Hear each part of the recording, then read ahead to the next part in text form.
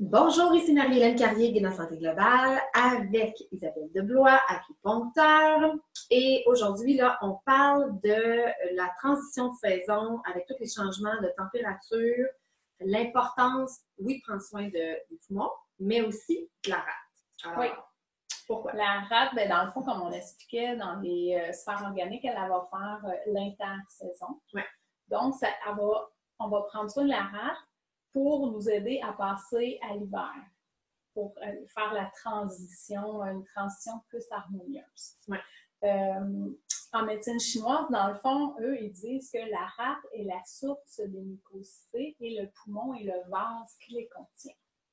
Je vous avais expliqué des sphères organiques. Il y a poumon, gros intestin dans la même sphère organique. Il y a rate, estomac dans la même sphère organique. Mais il y a aussi des axes énergétiques. Puis il y a un axe énergétique qui s'appelle le taïyin, qui est le poumon et la rate. Ah, c'est là qu'on va parler de la marmite? ils sont sur le même axe énergétique. Fait que oui, ça a un impact. Axe énergétique, c'est-tu comme genre un axe vraiment dans le corps ou Non. C'est un haut niveau? Okay. Oui. Puis c'est selon le cycle, la circulation sur le 24 heures. Là. Okay. C'est comme les organes sont ensemble, les entrailles vont être, les viscères vont être ensemble. Okay. Dans le fond, une déficience de chi de rate, ça va être des symptômes que les gens vont avoir, des ballonnements, des gaz plus qu'à la normale, ils peuvent avoir des diarrhées, des selles molles. Des rages de sucre? Des rages de sucre. Moi, il va avoir beaucoup ça, des déficiences de rate. Il va avoir soit une perte d'appétit ou une augmentation de l'appétit. Tu sais, dans le fond, là, on fait un peu comme les animaux. Oui, à ce temps-ci, là, il y a le changement de luminosité, les animaux ils s'en vont en hibernation, fait qu'ils vont plus manger pour hiberner. Fait que là, des fois, quand la rate est déficiente, elle envoie des mauvais messages. Puis elle dit, je veux du sucre, je veux du fast-food, je veux des stimulants parce qu'elle est fatiguée. Mais si on lui donne trop de sucre ou trop de stimulants, mais on va l'enfoncer au lieu de l'aider à se tonifier. Donc, ça va être important de ne pas... D'aller chercher de façon judicieuse notre énergie, finalement. C'est en plein ça. Par l'alimentation. Ouais. À part de ça, il peut avoir aussi de l'humidité, parce que c'est elle qui gère l'humidité dans le corps, la rate. Donc, les personnes peuvent ressentir de la lourdeur au niveau des jambes, ou en général, ils vont sentir une lourdeur. Il y en a, ils vont dire « Ah, j'ai une lourdeur au niveau de l'estomac. » Il va avoir de l'enflure, de l'œdème. Chez la femme, il peut y avoir des leucorrhées, des pertes vaginales. On peut aussi, quand il y a une déficience de la rate, baver plus la nuit sur son oreiller. Ah, quelqu'un qui bave beaucoup, là, ça peut être une déficience de la rate. Entre autres. C'est intéressant. Fait que, comme on disait que la rate, c'est elle qui s'occupe de l'humidité, puis de drainer, d'évacuer l'humidité, bien, ça va être un peu comme dans le poumon, on ne va pas vouloir prendre des aliments qui vont favoriser l'humidité et l'humidité dans le corps. Fait qu'on va éviter les produits laitiers qui créent plus d'humidité. Oui, c'est ça. Après ça... Ça va être problématique chez quelqu'un qui a tendance à retenir plus l'humidité. C'est ça. Ça c'est pas chez tout le monde. Il y a du monde, là, ça ne les dérange pas de prendre des produits laitiers. Mais chez d'autres, oui, ça va être plus problématique. Ils vont toujours être dans un cercle vicieux qui ne sont pas capables de libérer une mucosité. Ils ont toujours des sécrétions jaunes. Ils ont toujours... Oui, je viens de faire ça, moi, là. Ils sont toujours poignés dans la gorge, là, le chat dans la gorge. Puis des fois, c'est des sécrétions qui sont poignées, là. Ouais. Il va avoir des sucres aussi, parce qu'on ne veut pas affaiblir la rate. Donc, ça va être de choisir des bons aliments, de prendre un glucide avec une protéine au lieu de prendre une palette de chocolat. Clairement. OK? Ou un café, mettons. Ouais. L'autre affaire, on avait dit, mais je ne suis pas sûre si on l'a dit, mais la rate, elle, sa saveur, c'est le doux, le sucré et le neutre. Fait qu'on va favoriser aussi cette alimentation-là. Qu'est-ce qui serait sucré sans l'être trop? Mais comme une patate douce. Toutes les aliments les légumes racines. Les légumes racines. OK? Fait que les légumes racines, là, c'est le temps des récoltes. Fait Indice glycémique bas aussi. C'est comme une patate douce, c'est encore mieux qu'une patate normale, j'imagine. Puis les navets, tous les légumes racines, c'est quand même un indice glycémique qui n'est pas élevé. Courgettes, carottes, ça va être de préconiser ça. Puis, elle, oui, les betteraves, c'est très sucré. Moi, j'adore les betteraves. Fait que d'aller chercher le goût sucré.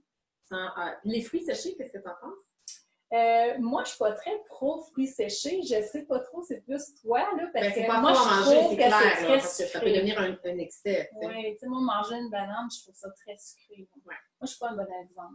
Et la banane, elle est plus humide. Oui. Comme fruit, là. Oui. C'est pour ça que les gens qui vont faire des rhumes, des allergies saisonnières, tout le monde doit éviter la banane, mais ceux qui ont tendance à retenir plus d'humidité. Oui, puis tout est dans la quantité. Clairement. C'est ça, tu sais, il faut avoir une alimentation variée. Mais tu sais, la phrase « on est ce que l'on mange », là, ben c'est vraiment vrai. Tu as besoin de carburant. Ton carburant, c'est l'alimentation. Puis, en tant qu'humain, ben on va manger ce qu'on aime. On n'est pas nounou. On aime manger des fraises, on va manger beaucoup de fraises. On aime manger du chocolat, on va manger du chocolat. On aime boire du café, on va manger. Tout est dans l'excès. Parce que plus que tu manges un aliment, plus que tu épuises un organe. Oui. Fait que la variété qui est si importante. Oui.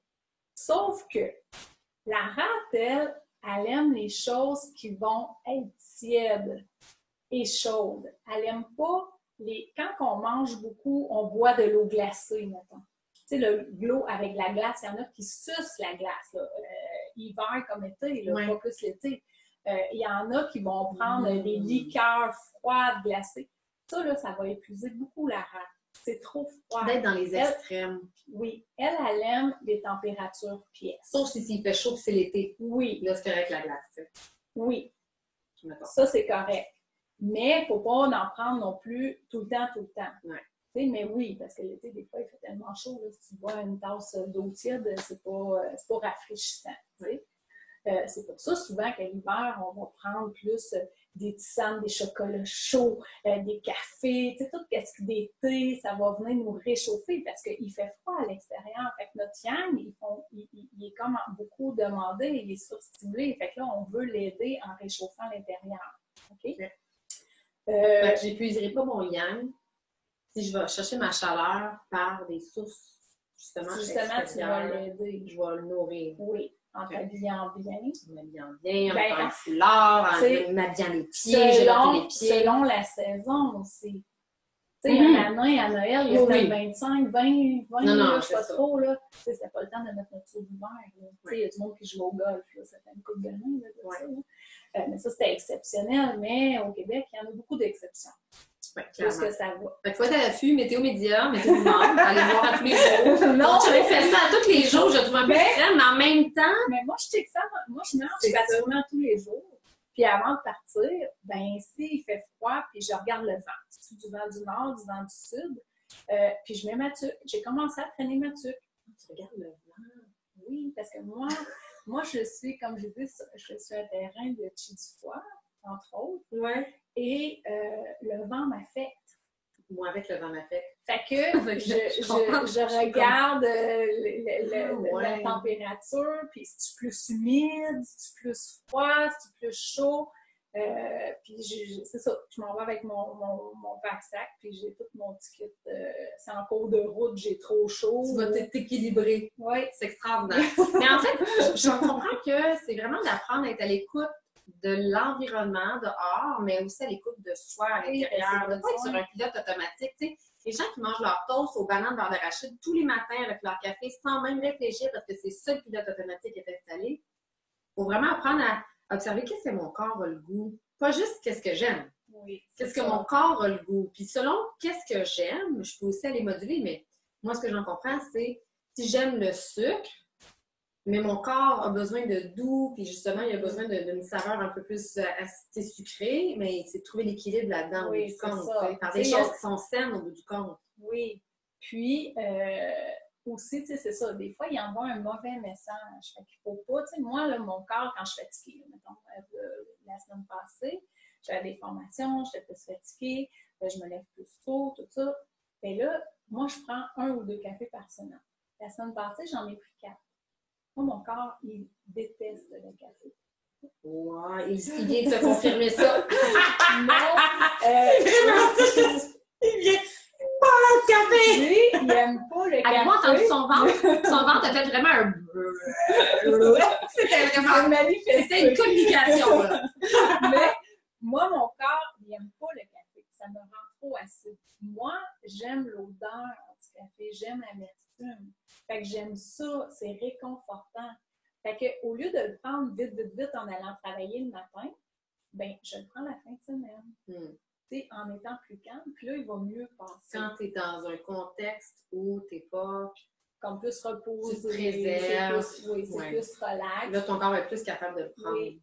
Que si je le prends en allant vite travailler, mettons le vendredi matin, mais là, lui, il va être plus nocif. Qu'est-ce qu'il va faire s'il il devient plus nocif quand tu es dans la vite? Moi, ça va être au niveau de mon estomac. Je vais avoir plus d'acidité, plus de brûlement. Ben, de ce temps-là, je n'ai pas tant de brûlement d'estomac, mais ça va être ça que je vais ressentir une barre au niveau de l'estomac. Fait que ça vient affecter quel de tes... C'est rate-estomac. Rate-estomac. Ouais. OK. Ouais.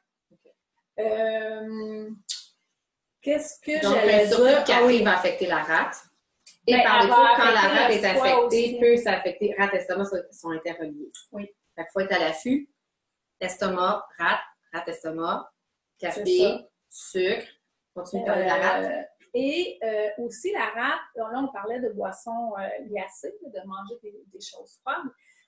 Il va falloir aussi, surtout là, on s'en va vers le froid, vers l'hiver, fait qu'il faut favoriser une alimentation qui va être chaude et non froide. C'est pas comme ça on fait la transition du printemps à l'été, on s'en va vers le chaud. Chaud dès le début du matin. Oui, c'est là qu'on s'en va. Fait que là, les petits bols de céréales fraîtes, là. Non. De céréales raffinées, plein de sucre. En haut de 5 grammes de sucre, tu touches pas à ça. Fait que le 3/4 des marques, en général, ne touchez pas à ça. Oui, puis les smoothies, les fruits glacés qu'on met dans les smoothies, ou les légumes. Tu sais, les gens, ils vont se faire des smoothies à base de légumes. Tu sais, c'est froid, là, quand ça sort du congélateur. Les Asiatiques, ils font des soupes faux, là, tu sais, avec des légumes. De la viande. Avec de la viande. Beaucoup. Il y a des vermicelles de riz dedans. Ils font beaucoup des soupes repas. On va y venir. Donc, moi, ça me fait popper. L'été, souvent, les gens, ils se prennent une des bonnes habitudes, c'est de commencer sa journée avec 2 verres d'eau, tu sais, comme 2 tasses d'eau. L'été, on va la prendre plus température pièce, légèrement froide. L'hiver, plus chaude, c'est ce qu'on comprend avec la transition de saison. Oui. Ou un bouillon. Oui, c'est pour ça que les Chinois, eux autres, leur repas principal, c'est le matin, puis ils vont préconiser de manger de la soupe repas. Ouais. Des soupes asiatiques avec de la viande, puis des légumes. Ou du gruau. Oui. Là, tu me demandes un petit peu. Fait que là, il va falloir éviter les crudités. Donc, tous les aliments froids, ça va être les concombres, les céleris, les salades, un peu les tomates, mais pas dans l'excès. D'abord les jours. Pas à tous les jours. Okay. Surtout pas. Tu sais, il y en a, là, ils veulent maigrir, mais ils mangent toujours... De la salade tout l'hiver, tout le dîner. Oui, en plein ça. Fait que ça, il faut éliminer ça. Et puis, les aliments, bon, là, c'est là qu'on s'en va. Là, on va favoriser des aliments qui vont réchauffer, qui vont tonifier la rate. Là, tantôt, tu parlais de ton gruau. La rate, comme les Chinois, elle va aimer beaucoup le riz. Fait que, tu sais, les riz bien cuits, basmati, les gruyos, mais pas les gruyos froids là, que l'on mange, qu'on met au frigidaire et qu'on mange le lendemain matin. Non, pas les overnight oatmeal. Oui, c'est ça. Sinon, on fait le chauffer. Oui, c'est ça, je cherchais. Réchauffe-le. Elle va aimer le pendant dans l'alimentation chinoise là, du gruau, c'est le congee. Le congee, c'est comme fait, c'est un genre de l'orge chinoise, ça peut être du miel, du sarrasin. Puis là, la personne qui me l'a montré, elle le met dans un croque-pot, puis elle met comme, c'est difficile à dire, mettons, un tiers d'orge pour à peu près le dos, sinon plus d'eau. Puis, il laisse mijoter ça pendant un 12 heures, 8-12 heures. Là. Fait que ça fait un gruau, mais très liquide. OK? C'est ça, c'est une texture particulière. Il faut développer le goût. Parce que le gruau, c'est pas tout le monde qui aime ça. Non, déjà là! Puis, ben là, tu peux rajouter, tu peux le faire soit salé ou sucré. Mais en même temps, il faut faire attention. C'est mieux de mettre des noix puis mettre des petits fruits, comme des bleuets, des fraises, des framboises, que de mettre du chocolat puis du Nutella dedans. Fait que ça c'est super bon pour la rate. Qu'est-ce qu'on disait tantôt? Les légumes sautés, les légumes racines, les légumes à la vapeur, les souffres pas.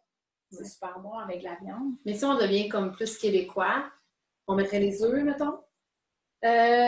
Oui, pour déjeuner. Oui, tu peux faire un déjeuner qui va avoir des protéines. Avec des œufs, du gruau, une toast avec une protéine dessus. Moi, j'en mange des fois du fromage. C'est du fromage sans lactose que je prends. Fait que, avec ça, moi, je mange quand même des œufs pas mal. J'en mange le chèvre, je viens de tester dans le chèvre, il crée moins de mucosité que le fromage. Ah, ben oui. Puis même que le fromage sans lactose. Mais ça dépend des gens. Oui, c'est ça. Le chèvre, c'est pas tout le monde qui aime ça. Pour ceux qui aiment ça, c'est bon. Ceux qui cherchent des alternatives, des fois, là, de transition. La rate, elle adore les mijotés. Les mijotés de viande avec des légumes. Les croque-potes, les bœufs aux légumes, les rôtis de palette, les mijotés les ragoûts. Qui cuit longtemps, puis il y a comme un paquet de nutriments là, qui ressort. Le sang de la viande va sortir. Ça va aider énormément la rate. Qu'est-ce qui est cuit longtemps? Fait que là, c'est le temps. C'est le temps de faire ces choses-là. Okay. Il y a des épices qui vont aider aussi, mais il ne faut pas qu'ils soient en trop grande quantité parce qu'on veut qu'ils soient plus tièdes. Je sais que tu en avais déjà parlé dans une vidéo, je t'avais fait exactement ça. Le gingembre, le poivre noir, la cannelle et le muscade. C'est chauffe. Oui, mais pas trop. Pas trop. Non. Juste, tout est dans la modération. Clairement. Parce que la rate, elle aime l'harmonie. OK? Fait que c'est ça. Là, on a devancé un petit peu. Fait que dans le fond, c'est de partir le bol alimentaire, la marmite, avec des choses chaudes. Parce qu'en médecine chinoise, c'est, mettons, on va dire, la marmite, c'est l'estomac. En dessous, le feu, c'est les mêmes, c'est les reins, OK, qui vont réchauffer la marmite. Fait que si la marmite, on met de la glace dedans le matin, puis on met de l'eau froide, puis que notre bois, il n'est pas tout à fait sec parce qu'on a du surmenage, on est fatigué, on est épuisé, bien, ça va être dur de partir le feu puis de réchauffer la marmite. Fait que là, qu'est-ce qui va arriver, c'est que les gens, ils vont prendre de la nourriture froide le matin. C'est sûr que c'est mieux ça que rien, il faut quand même déjeuner, mais il reste que c'est pas l'idéal. Puis là, toute l'avant-midi, les reins vont travailler et la rate pour réchauffer le bol alimentaire. Fait que là, on va s'épuiser. Et parfois, sur l'heure du midi, les gens vont manger de la salade, des crudités, vont manger une petite sandwich froide. Bien là, ils repartent encore dans le cycle de « faut encore réchauffer le bol alimentaire ». Puis là, bien, ils arrivent à 3-4 heures, ils sont fatigués parce que toute la journée, le corps, il a voulu réchauffer. Toute l'énergie est dans la digestion, puis dans le réchauffement. En médecine chinoise, la digestion, ça prend beaucoup de qi et beaucoup de sang. Ouais. C'est pour ça souvent qu'après un repas qui a été lourd, ben, les gens sont fatigués parce que là, c'est toute la transformation. Tu sais. C'est pour ça qu'on dit aussi qu'il ne faut pas manger trop le soir. C'est qu'on est mieux de manger le plus gros repas le matin. En gros, c'est pas mal ça. J'avais-tu écrit d'autres choses? C'est ça. Puis aussi, quand la rate, elle va bien, comme je disais, la rate, c'est la terre-mère. Elle est harmonie. C'est elle qui transforme et qui transporte dans le corps pour veiller à ce que toutes les organes vont bien. Fait que c'est vraiment important de bien s'en occuper puis bien s'alimenter pour avoir une santé, une énergie plus optimale. Puis empêcher que, tu sais, quand on pogne un petit virus ou quelque chose, que, tu sais, les sécrétions, l'humidité et les mucosités vont s'accumuler, tu sais. Ouais. Donc, on apprend avec la rate à équilibrer les extrêmes. Oui, bien ça, c'est dans tout. Ouais. Vraiment, c'est ça. Mais ça touche d'abord et avant tout la rate. Oui, parce que c'est elle qui s'occupe de l'alimentation. Puis de réharmoniser tout le corps. Oui.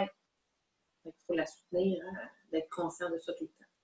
Puis, tu sais, quand on parle de dilater la rate, dilater la rate, là, tu sais, ça a un impact, là, rire, là, tu sais. Oui. Tu connais-tu l'impact chinois là-dessus ou ils n'en parlent pas, les Chinois, là? Je ne sais pas parce que je ne sais pas comment le prendre parce que se dilater la rate, ça veut dire qu'on rit. Le rire, il y a une gestion du foie aussi là-dedans. Ouais. Tu sais, il y a des personnes là, qui sont super stressées. Là, plus qu'ils sont stressés, ils rient. Ils ont un fou rire. Fait que c'est comme ça désamorce. Mais sincèrement, je ne me souviens pas de quelque chose en particulier. Mais tu as raison, je pense que ça a un impact. Dilater la rate va avoir un impact sur d'abord le foie. Parce que, tu sais, le foie est genre le stress. Puis la rate, elle, c'est tous les soucis, les préoccupations, la rumination. Tu sais, la rate, on peut la voir comme la vache. Tu sais, elle se nourrit de la terre-mère. Elle va ruminer sa nourriture. C'est elle qui va, tu sais, elle est comme plus lente. Moi, je la vois de même, tu sais. Tu sais, une vache, tu sais. Ouais. C'est pas très colérique. Je me sens pas très vache, moi. Dans mon tempérament, là, ouais, je dois être en insuffisance ou en excès de rate. Non, en insuffisance de rate. Comment on dit ça? Dans ton tempérament? Ouais. Je vais mettre ma rate en être en déficience. Oui, parce que c'est ton foie, probablement. Oui, c'est ça. Mais, fait que, tu sais, c'est ça, tu sais, c'est comme plus neutre.